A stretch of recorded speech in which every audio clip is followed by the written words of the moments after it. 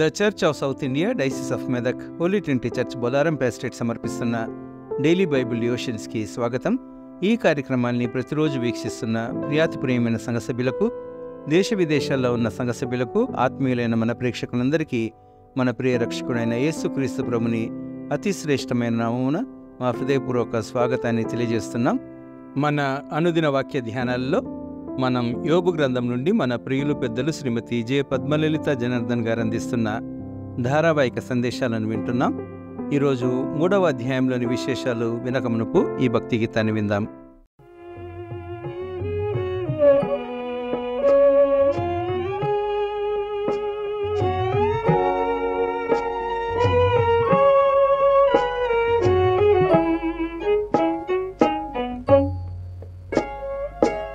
శరణు జోచితి యేసునాథుడ శక్తిహీనదగల్గెగా ధరణి నెంతో నెవ్వబొందితి దౌవు సేయకగావవే.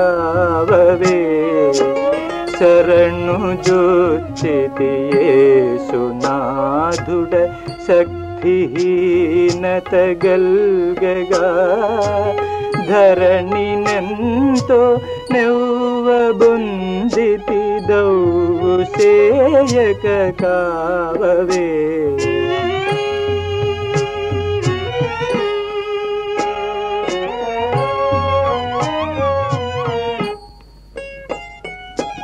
కరుణ జూటుము కన్న తండ్రివి కల్మషం బడబాపవే. కరుణ జూటుము కన్న తండ్రివి కల్మషం బడబాపవే. మరణముందక ఉన్ను నన్నిల మార్పు నొందగజేయవే. మరణముందక ఉన్ను నన్నిల మార్పు నొందగజేయవే. శరణు జోచితి యేసునాథుడ శక్తిహీనదగల్గెగా ధరణి నెంతో నెవ్వబొందితి దౌవు సేయక కావవే.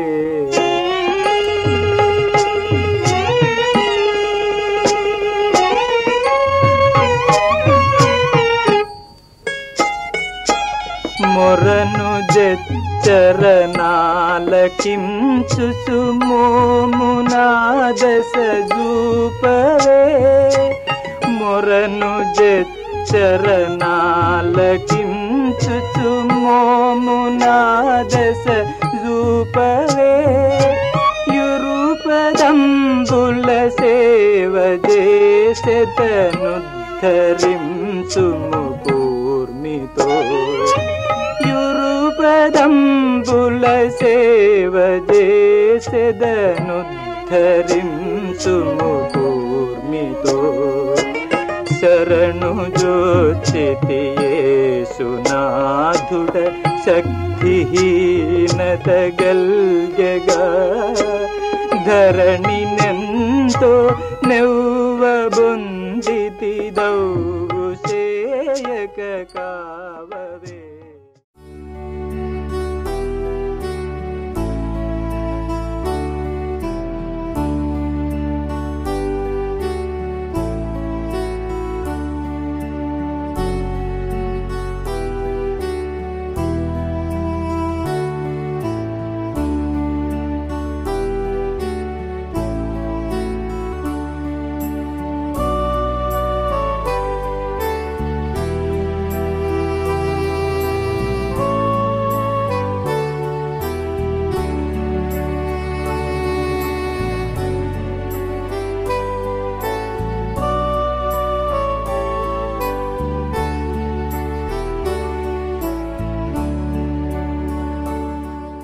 అనుదిన దైవజనులకు స్వాగతం. యేసుక్రీస్తు పరిశుద్ధ నామములో మీకు అందరికి శుభములు కలుగునుగాక. యోబు గ్రంథము ధారావాహికంగా వింటున్నాం. పరిచయ వాక్కులు విన్నాం. మొదటి 2 అధ్యాయాలు నేర్చుకున్నాం. ఒక మాట ప్రార్థన చేసుకున్నాం. ప్రేమ నమ్మకం గల ప్రభువా, కృపగల నాయన, నీ పాదాలకు వందనాలు, స్తోత్రాలు, కృతజ్ఞతలు నాయన. యోబు గ్రంథంలోంచి మేము నేర్చుకోదగిన పాఠాలు, మేము సరిదిద్దుకోవాల్సిన జీవితాన్ని మాకు నేర్పించమని అడుగుతున్నాను. దానిని అపూరగా వాడుకోండి. నా స్వరాన్ని ముట్టండి, తాకండి, దర్శించండి నాయన. వినేవారికి వినగలిగిన చెవులు, గ్రహించగలిగిన మనసు, సంస్కరించుకునే స్వభావం దయచేయమని నజరేయుడైన యేసుక్రీస్తు పరిశుద్ధ నామంలో ప్రార్థన చేసి వేడుకుంటున్నాను పరమ తండ్రి. ఆమేన్. మొదటి అధ్యాయంలో సాతానుడు హెవెన్లో దేవుడితో మాట్లాడడం, దేవుడే మాట్లాడినాడు. తర్వాత యోబు లక్షణాలు నేర్చుకున్నాం. రెండవ అధ్యాయంలో మరొక మీటింగ్, దేవదూతలు యెహోవా సన్నిధి నిలిచి మాట్లాడతారన్నమాట. నువ్వు ఆస్తికి అంతటికీ కంచె వేసావు, ఆయన ప్రాణాన్ని కూడా, ఆయన శరీరాన్ని కూడా చాలా జాగ్రత్తగా కాపాడుతున్నావు. అంటే సరే, నీకు పర్మిషన్ ఇస్తున్నా, కానీ ప్రాణం మాత్రం తీయొద్దు అని చెప్తాడు. 3వ అధ్యాయం నుండి 31వ అధ్యాయం వరకు ముగ్గురు స్నేహితుల డిస్కషన్స్ ఉన్నాయి. ముగ్గురు స్నేహితులు ఎలా ఆయనను కౌంటర్ చేశారు ఉంది. ఎలీఫజు డిస్కషన్స్ 4వ అధ్యాయం, 5వ అధ్యాయం, 15వ అధ్యాయం, 22వ అధ్యాయం. 4, 5, 15, 22.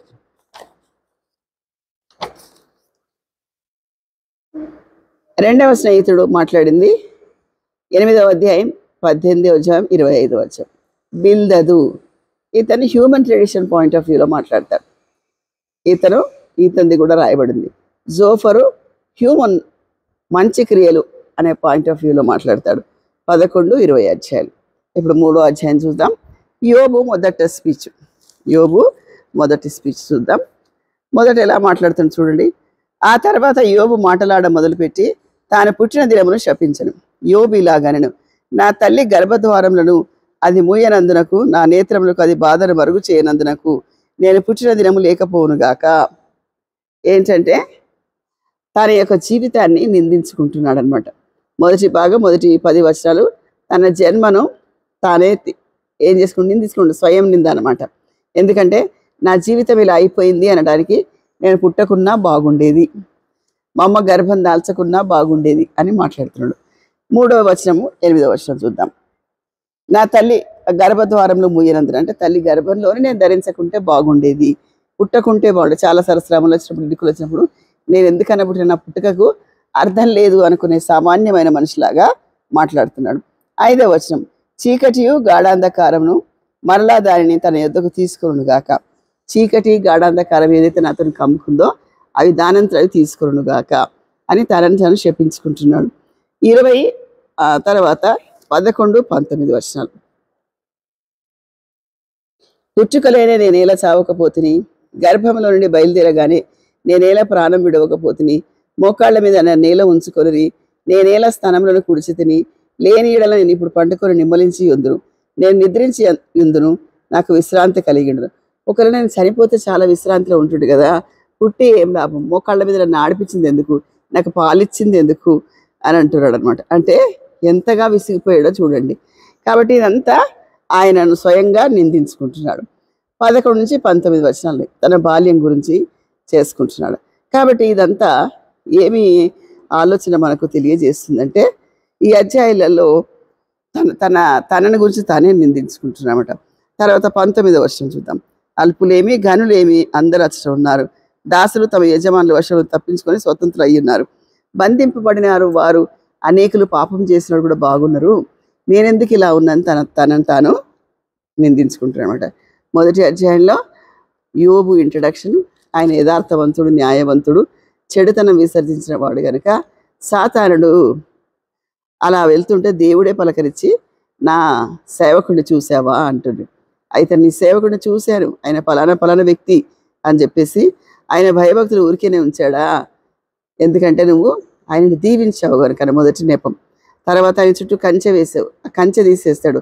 మొదటిసారి ఆస్తి పోతుంది, రెండవ శ్రమగా తన పిల్లలందరూ చనిపోతారు. పిల్లలు చనిపోయినప్పుడు ఎంత భయంకరంగా స్పందిస్తాడో అనుకుంటారు అందరు, కానీ యెహోవా ఇచ్చెను, యెహోవా తీసుకొనును, యెహోవా నామమునకు స్తుతి కలుగును గాక. తిరిగి 2వ అధ్యాయంలో హెవెన్లో మళ్ళీ ఒక మీటింగ్ అవుతుంది. అందులో పర్మిషన్ తీసుకుంటాడు దేవుని దగ్గర ఆయన శరీరాన్ని ముట్టడానికి. శరీరం ముట్టినప్పుడు చాలా భయంకరంగా ఆ శరీరం అంతా చిల్ల పెంకులతో గోక్కునే అంత భయంకరమైన పుండ్లు వస్తాయి. ఆ 11వ వచనం నుండి 13వ వచనం వరకు స్నేహితుల ఇంట్రడక్షన్. ఆ స్నేహితుల ఇంట్రడక్షన్ అలా ఉండగా తనను తాను ఫస్ట్ స్పీచ్ ఆఫ్ యోబు. ఈ స్పీచ్లో తనను తను నిందించుకుంటూ విశ్వాసాన్ని జారిపోయినట్టుగా, విశ్వాసం నుంచి పక్కకు తప్పిపోయినట్టుగా కనిపిస్తుంది. కానీ ఆయన ఎవరు నిందించలేదు, తన పుట్టుకను మాత్రం నిందించుకుంటాడు. చాలాసార్లు మనం ఇలా చేస్తాం, కానీ అది అలా చేయకూడదని యోబు ద్వారా మనకు తెలుస్తుంది అనమాట. ఇటు పాయింట్ ఆఫ్ వ్యూలో మనం చూస్తే అలాంటి పరిస్థితుల్లో మనం ఉంటే మనం కూడా అలాగే చేసేవాళ్ళం. 26వ వచనం, నాకు నెమ్మది లేదు, సుఖం లేదు, విశ్రాంతి లేదు, శ్రమయే సంభవిస్తున్నది. ఏమంటే ఆయనకు శ్రమ సంభవిస్తుంది అంటున్నాడు అనమాట. శ్రమను గురించి ఆలోచిస్తూ, ఈ శ్రమను గురించి విలపిస్తూ తనను తాను నిందించుకున్నాడు. కాబట్టి ఇది 3వ అధ్యాయం. దేవుడి మాటలు గురించుగాక.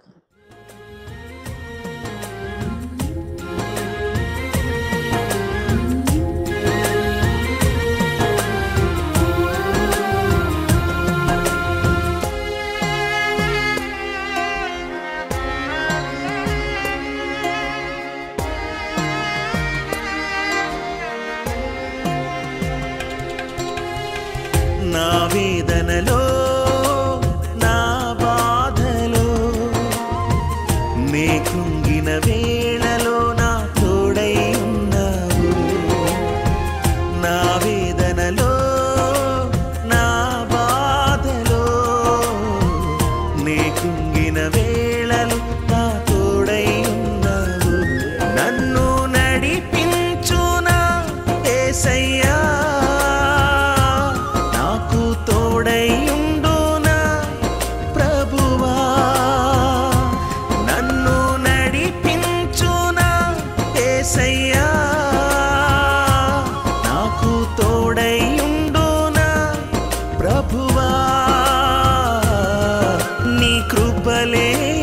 బ్రతుకలేనయ్యా. నా వేదనలో, నా బాధలో, నీ కృంగిన వేళలో నా తోడై ఉన్నావు. నా వేదనలో, నా బాధలో, నీ కృంగిన వేళలో నా తోడై ఉన్నావు.